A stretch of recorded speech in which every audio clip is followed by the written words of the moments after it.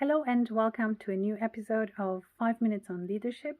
I would like to start by thanking all of you for tuning in this time and also last time for your feedback, suggestions and questions. One of those questions I would like to pick up today, and that question was about how do you onboard employees who are still commercially driven in a company that wants to become more purpose-driven? I think that's a brilliant question because it's a basic transformation and change question. So, first of all, let's congratulate to any company that wants to become more purpose-driven rather than money and numbers-driven. I think the world really needs your work right now. And along the process, of course, some people are going to struggle being onboarded, seeing themselves in this new construct in the future of this company. Why? Mostly because probably they've been recognized for crunching those numbers and bringing in the money along the process in all those years. So they are still in this old-fashioned world, in this old-fashioned mindset. So what we need is to give them something new, something different, but still probably measurable. And that's important along the way. My top 5 strategies are in this process to, 1, really make the change, even the smallest success stories, very, very publicly visible. Give people the credit, let them talk about the change process, their fears, how they overcome some obstacles along the change process, and make it publicly very, very visible within the company.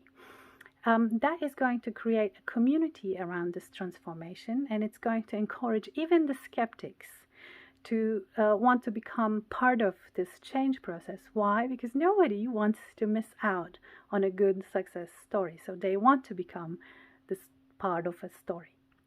Secondly, tell people why you're changing and what's going to happen if you do not succeed and what's going to happen when you succeed.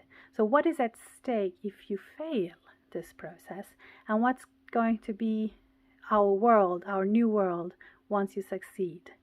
I think that's very important to show people what is at stake. The company BHP from Australia, which is an energy company, I think they've been doing a pretty good job in the last couple of years. Until 2017, they didn't even have a purpose statement.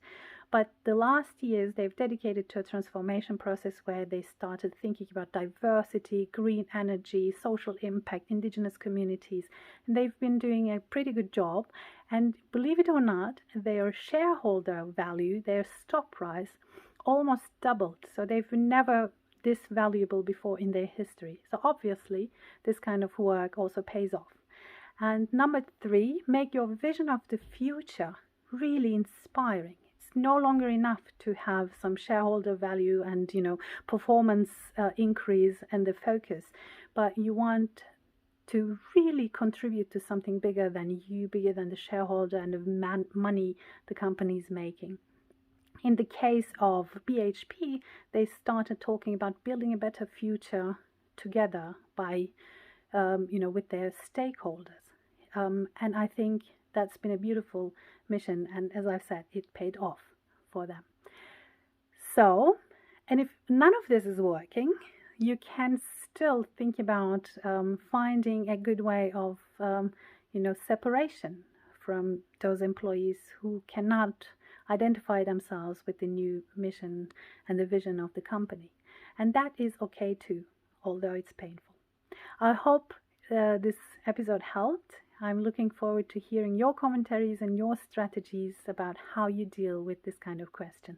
Thank you very much.